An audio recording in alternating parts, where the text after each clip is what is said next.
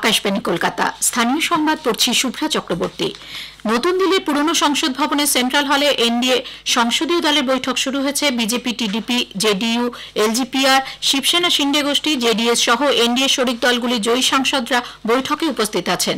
প্রধানমন্ত্রী নরেন্দ্র মোদী জোট শরিকদের ধন্যবাদ জানিয়ে আজ বৈঠকে বলেন, দেশবাসী এই জোটের উপর আস্থা রেখেছে। সংবিধানের প্রতি তাদের দায়বদ্ধতার উল্লেখ করে তিনি বলেন, हमारा अलायंस सच्चे अर्थ में भारत की असली जो स्पिरिट है, जो भारत का आत्मा है, भारत की जड़ों में जो रचा बसा है, उसका एक अर्थ में प्रतिबिंब है। और मैं इसलिए कह रहा हूं कि थोड़ी नजर करें, हमारे देश में 10 ऐसे राज्य हैं जहां हमारे आदिवासी बंधुओं की संख्या प्रभावी रूप से है, निर्णायक रूप से। जहां इस आबादी आदिवासियों की ज्यादा है, ऐसे 10 राज्यों में से 7 राज्यों में एनडीए सेवा कर रहा है। এদিকে আইএনডিআই এর শরিকরাও আজ বৈঠকে বসছে। রিজার্ভ ব্যাংক এই নিয়ে টানা 8 বার রেপো রেট 6.50% অপরিবর্তিত রাখল।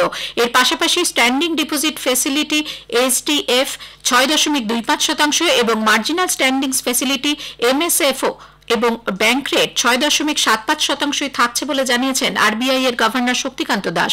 4-2 সংখ্যাগরিষ্ঠতায় আজ আর্থিক নীতি সংক্রান্ত কমিটির বৈঠকে এই সিদ্ধান্ত গৃহীত হয়। এই কমিটির 6 জন সদস্যের মধ্যে 4 জনই মূল্যবৃদ্ধির গতিকে লক্ষ্যমাত্রার মধ্যে বেঁধে রেখে বিকাশের হার ত্বরান্বিত করার উপর জোর দিয়েছেন। আর্থিক সংক্রান্ত কমিটির বৈঠক গত 5ই জুন শুরু হয়, চলে আজ পর্যন্ত। নির্বাচনী আচরণবিধি উঠে যাওয়ার পর প্রশাসনিক কাজে গতি আনতে 11ই জুন বৈঠকে বসছেন মুখ্যমন্ত্রী মমতা ব্যানার্জি। সব দপ্তরের সচিব এবং আধিকারিক ও জেলা শাসক ও পুলিশ সুপারদের নিয়ে বৈঠক করবেন তিনি। গতকাল নবান্নে মুখ্য সচিব বিপি গোপালিকা এবং স্বরাষ্ট্র সচিব নন্দিনী চক্রবর্তীর সঙ্গে মুখ্যমন্ত্রী দীর্ঘ আলোচনা করেন। প্রায় 2.5 মাস ধরে নির্বাচনী প্রক্রিয়া চলায় বহু কাজ আটকে রয়েছে, উন্নয়ন প্রক্রিয়া থমকে আছে। কিভাবে তা আবার শুরু করা যায় তা নিয়েই বৈঠক করবেন তিনি। লোকসভা ভোটের ফল ঘোষণার পর থেকেই রাজ্যের বিভিন্ন জেলা থেকে অশান্তি ও হিংসার খবর আসছে। বীরভূমের বোলপুর লোকসভা ৭০ গ্রাম পঞ্চায়েতে তৃণমূলের বিজয় মিছিলে ক্যামেরার সামনে বোমা বাঁধার ভিডিও করার দৃশ্য সোশ্যাল মিডিয়ায় ভাইরাল হয়েছে। তৃণমূল কংগ্রেস প্রার্থী অসিত মালের জয়লাভের পরই বিভিন্ন জায়গায় বোমা ফাটানোর খবর পাওয়া যাচ্ছে। অন্যদিকে বাঁকুড়ার কতুলপুরের মাধবগঞ্জ বাজারে বিজেপি কর্মী পিন্টু মণ্ডলের দোকানে ভাঙচুর এবং মারধরের অভিযোগ উঠেছে শাসক দলের কর্মীদের বিরুদ্ধে। সিসিটিভি ফুটেজে এর প্রমাণ রয়েছে বলে বিজেপির দাবি।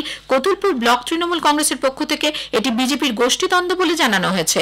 পূর্ব মেদিনীপুরের নন্দীগ্রাম থানা এলাকার টাকাপুরাতে গতকাল বোমা বিস্ফোরণের ঘটনায় ধৃত 2 জনকে আদালতে তোলা হলে তাদের 7 দিনের পুলিশ হেফাজতে পাঠানো হয়। এই 2 জনের মধ্যে একজন বাড়ির মালিক সুবোধ বেরা, অপরজন সৌম্যজিৎ জানা। বিস্ফোরণে আহত 2 বিজেপি কর্মী গোকুল বেরা ও তপন ঢালিকে তমলুক হাসপাতালে ভর্তি করা হয়েছে। বাড়ির মধ্যে বোমা বানানোর সময় বিস্ফোরণ ঘটে বলে পুলিশ জানিয়েছে। সিআইডির বোম স্কোয়াড ওই বাড়ি থেকে বেশ কিছু বোমা উদ্ধার করে গতকালই নিষ্ক্রিয় করে। উত্তর 24 পরগনার টিটাগড়ে পুরসভার সামনে গুলি চালানোর অভিযোগ উঠল বিজেপির বিরুদ্ধে।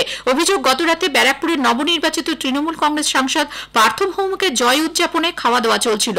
সেই সময় বিটি রোডের ওপর রামুয়া ও কালুয়া নামে 2 দুষ্কৃতী এসে গুলি চালায় এবং বোমা ছোড়ে। এই ঘটনার পরই খড়দহ থানার বিশাল পুলিশ বাহিনী সেখানে পৌঁছয়, যদিও অভিযোগ অস্বীকার করেছে বিজেপি।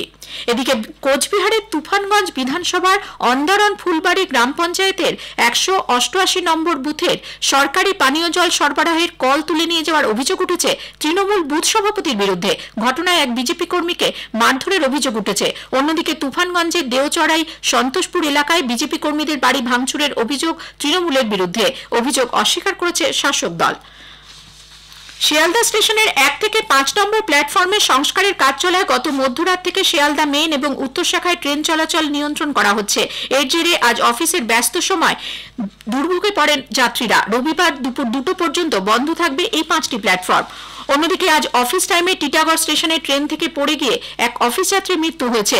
টিটাগড় পুরানি বাজারের বাসিন্দা 20 বছরের মোহাম্মদ আলী হাসান আনসারিকে তড়িঘড়ি হাসপাতালে নিয়ে যাওয়া হলে চিকিৎসাকালীনই তার মৃত্যু হয়। পরিবারের সদস্যরা হাসপাতালে চিকিৎসার গাফিলতিকেই দায়ী করেছে। এরপরই হাসপাতাল চত্বরে উত্তেজনা সৃষ্টি হলে টিটাগড় থানার পুলিশ গিয়ে পরিস্থিতি নিয়ন্ত্রণে আনে। তবে বিএন বোস হাসপাতালের সুপার ডাক্তার অমিতাভ ভট্টাচার্য চিকিৎসায় কোনো গাফিলতির কথা অস্বীকার করেন। স্থানীয় সংবাদ শেষ হলো।